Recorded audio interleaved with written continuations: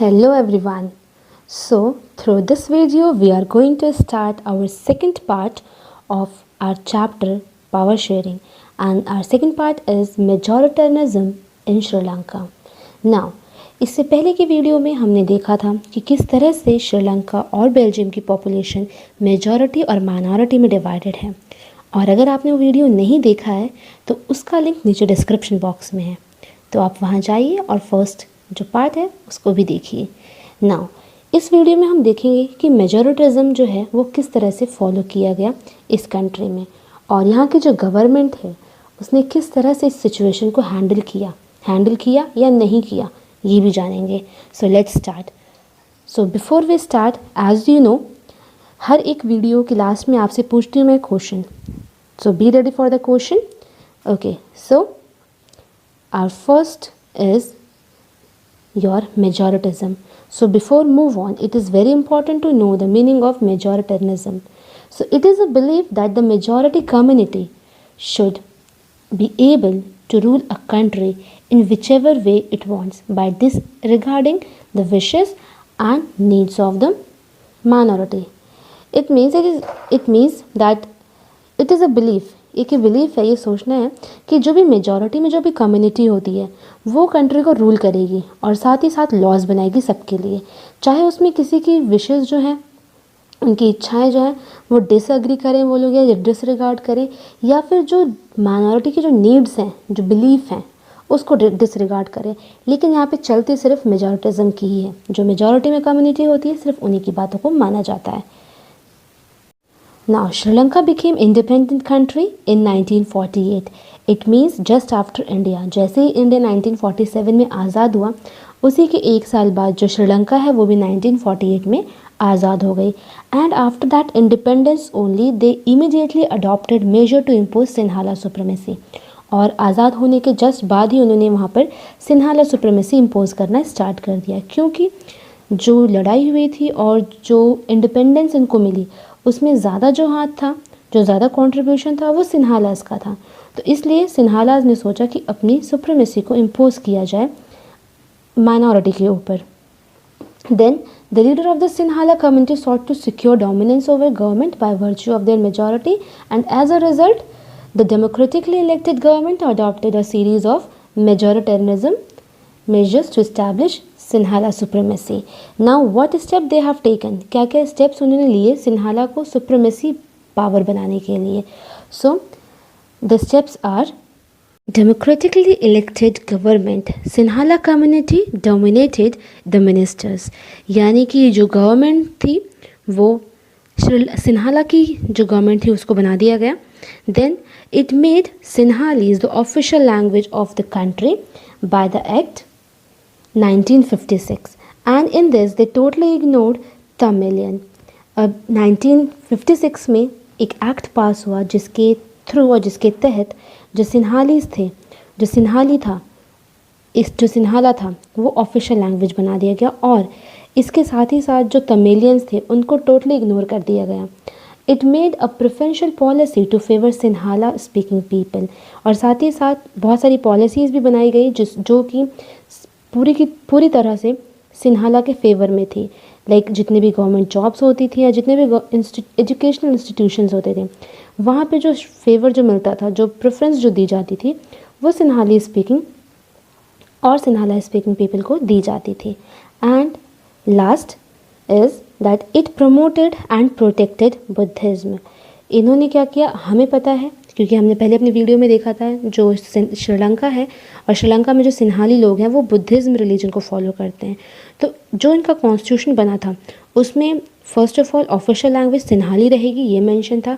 साथ ही साथ इनको बहुत सारे प्रेफरेंसेस दिए जाएंगे गवर्नमेंट जॉब में, एजुकेशन इंस्टीट्यूट में, और लास्ट जो है ये कि इनके कॉन्स्टिट्यूशन में ये भी लिखा था कि ये जो है वो टोटली बुद्धिज़्म को प्रमोट करेंगे, उसे प्रोटेक्ट करेंगे। ओके, नाउ सिन्हाला जो थी वो एक सुप्रीमेसी पावर बन चुकी थी, लेकिन हमें ये भी पता है कि उस कंट्री में तमिलियंस भी थे। अब रिज़ल्ट क्या रहा, क्योंकि तमिलियंस जो हैं वो चुप तो रहेंगे नहीं, तो अब रिज़ल्ट क्या रहा अब वो देखते हैं। Now the Tamil felt alienated means neglected. So they felt neglected. And for example, अगर स्कूल में कोई टीचर आपको गेम खिलाती है और कुछ बच्चे हैं कहते हैं कि हम फुटबॉल खेलेंगे, कुछ कहते हैं कि हम बास्केटबॉल खेलेंगे, तो फुटबॉल वाले जो बच्चे हैं वो मेजॉरिटी में हैं और बास्केटबॉल वाले जो बच्चे हैं माइनॉरिटी में. तो टीचर प्रेफर करती है कि ठीक है, आज हम फुटबॉल खेल लेते हैं, कल हम बास्केटबॉल खेलेंगे. ठीक है, तो यहाँ पे क्या है, जो एक तरह से जो मैम ने डिसीजन लिया वो मेजॉरिटी की तरफ लिया.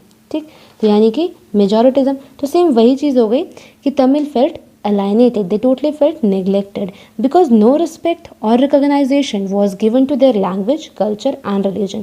क्योंकि उनको कोई भी रिस्पेक्ट नहीं दी जा रही थी और ना ही कोई उनको रिकॉग्नाइज कर रहा था उनके लैंग्वेज से, ना कल्चर से और ना रिलीजन से. इन शॉर्ट, जो सिन्हाली सुप्रीमेसी थे, जो सिन्हालास थे, उन्हें तमिलियन से कुछ भी लेना देना नहीं था. They began a struggle for equality in job, entry to the university, recognition of their language and culture. अब क्योंकि हमें पता है, हमने पहले ही देखा कि किस तरह से सिन्हाला सुप्रीमेसी बनी और किस तरह से उनको हर जगह फेवर किया जा रहा था, हर जगह उनको प्रेफरेंस दी जा रही थी, तो इन्होंने भी स्ट्रगल शुरू किया जॉब्स के लिए, यूनिवर्सिटीज़ में एडमिशन के लिए, अपनी लैंग्वेज को रिकॉग्नाइज़ कराने के लिए, अपने कल्चर को रिकॉग्नाइज़ कराने के लिए. ये सारे के सारे स्ट्रगल इन्होंने शुरू किए. And slowly the conflict change into a demand for a regional autonomy. और धीरे धीरे करके जो स्ट्रगल था, इसने धीरे धीरे करके ये थोड़ा चेंज हुआ और ये जो चेंज था वो कॉन्फ्लिक्ट में चेंज हो गया. और जो तमिलियंस थे उन्होंने अपना खुद का एक रीजन मांगा, खुद का रीजन जो है वो डिमांड करना शुरू कर दिया इन्होंने. Their demand was ignored. Now जो सिन्हालास थे उन्होंने क्या किया, इनकी जो डिमांड थी उसको इग्नोर कर दिया और जो कॉन्फ्लिक्ट था वो और भी ज़्यादा सीवियर हो गया. The conflict became more severe. अब जैसे आपकी कोई किसी चीज़ को मना कर देगा कि हम ये नहीं करेंगे, तो नेक्स्ट टाइम आप क्या करोगे, आप कुछ ज़्यादा बड़ा करोगे नेक्स्ट टाइम. ठीक है, so and by the 1980s the Tamilian demand had changed. और 1980s आते आते जो तमिलियंस का जो डिमांड था, पहले तो एक रीजनल ऑटोनॉमी मांग रहे थे, लेकिन अब जो था, अब इनका जो डिमांड था वो चेंज हो गया. And now they wanted Tamil Eelam in the north and east. Eelam means state, Eelam का मतलब होता है स्टेट. तो they demanded for their state. And again, जैसे कि सिन्हालीज ने पहले डिमांड नहीं मानी, तो उन्होंने सेकंड डिमांड भी इनकी नहीं मानी. इनको तमिल इलम देने के लिए उन्होंने मना कर दिया. And just after that what happened, क्या हुआ, civil war. So a civil war ensured and which killed thousands on both side. Civil war हुई. सिविल वॉर का मतलब होता है जो विद इन अ कंट्री हो, कंट्री के अंदर होता है जो, ठीक है, वहीं के लोगों के बीच में होता है. तो अब इसमें क्या हुआ, सिन्हालीज और तमिलियन के बीच में लड़ाई हुई और दोनों ही तरफ से जो लोग थे वो मारे गए. And the flourishing economy of Sri Lanka has disappeared and the conflict has given a blow to social and cultural and economic life of Sri Lanka. अब क्या होता है, जब कभी भी सिविल वॉर होती है तो उससे उस कंट्री की जो सोशल लाइफ है वो भी डिस्टर्ब होती है, कल्चरली भी वो काफ़ी ज़्यादा डिस्टर्ब होते हैं और इकोनॉमी तो बहुत ही ज़्यादा डिस्टर्ब होती है. ठीक है, तो अब जो कॉन्फ्लिक्ट हुआ था, जो ये सिविल वॉर हुआ, कहीं ना कहीं श्रीलंका की जो इकोनॉमी जो बहुत अच्छी से बढ़ रही थी वो क्या हुई, डिसअपियर होना शुरू हो गई इस कॉन्फ्लिक्ट के साथ. Then what is the meaning of civil war. So civil war, a violent conflict between opposing groups within a country that becomes so intense that it appears like a war. Country के बीच में ही ऐसा conflict हो जाना जो कि एक तरह से वॉर या फिर एक तरह से लड़ाई का रूप ले ले. तो कंट्री के अंदर जो होती है, विद इन अ कंट्री जो होती है, वो सिविल वॉर कहलाती है. Now your question time. So what is the state religion of Sri Lanka? And you have to give your answer in comment box. तो ये था आज का लेसन. मैं हूँ आपकी दोस्त केशा कुशवाहा और आप देख रहे थे edification, improvement of someone. Thank you for watching and I really appreciate your time. And if you like my video, then don't forget to share, subscribe and to hit bell icon. Till then, take good care of yours. Bye bye.